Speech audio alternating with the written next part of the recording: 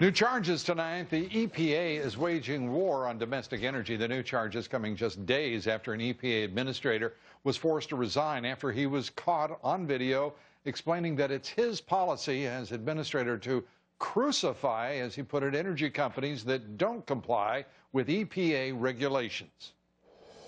It's kind of like how the Romans used to conquer little villages in the Mediterranean.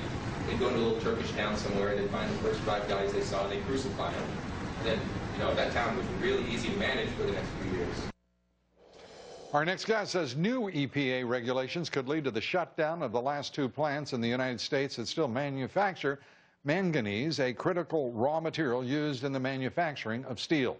Joining us, Congressman Bill Johnson, member of the House Natural Resources Committee. Good to have you with us. Let's start with the EPA right now.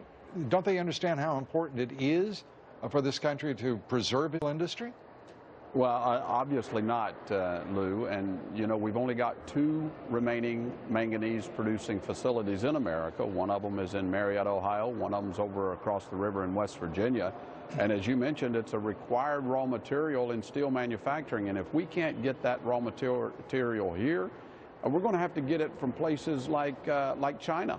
I don't know about you, but I have very serious national security issues with having to buy our steel from China. Yeah, our dependency on foreign producers of all sorts of products, but certainly steel, as a matter of fact, I broke a story nationally 30 years ago about the first use of Japanese steel in U.S. warships. It was the first time it had ever happened. We have evolved since then, in which so many materials are now brought in from overseas. Our dependency is immense, isn't it? Oh, it is very much so.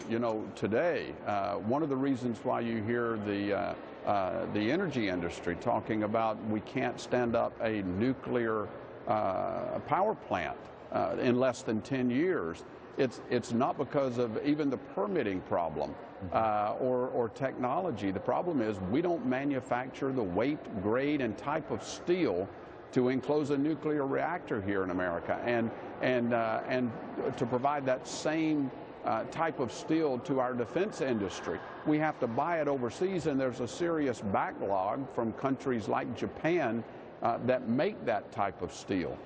We need to be able to manufacture our own steel here in America, and shutting down these manganese plants is just simply not the right way to go.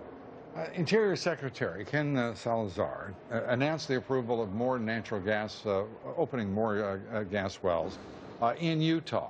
Is this the beginning of something new? Do you know what motivated the administration? Is this election year conversion? What's going on?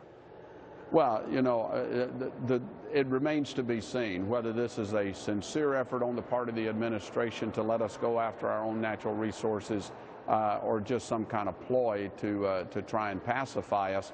The truth is that production of oil on federal lands decreased last year by 11%. So when the president is out saying that we're drilling everywhere, the drilling everywhere that he's talking about is occurring on private lands. It is certainly not occurring on federal lands. So we'll wait and see. I mean, it's certainly a move in the right direction, but I think it's way too early to give the administration credit because they're trying to block it in every other sense. Congressman, it's great to have you with us. Congressman Bill Johnson, thank you.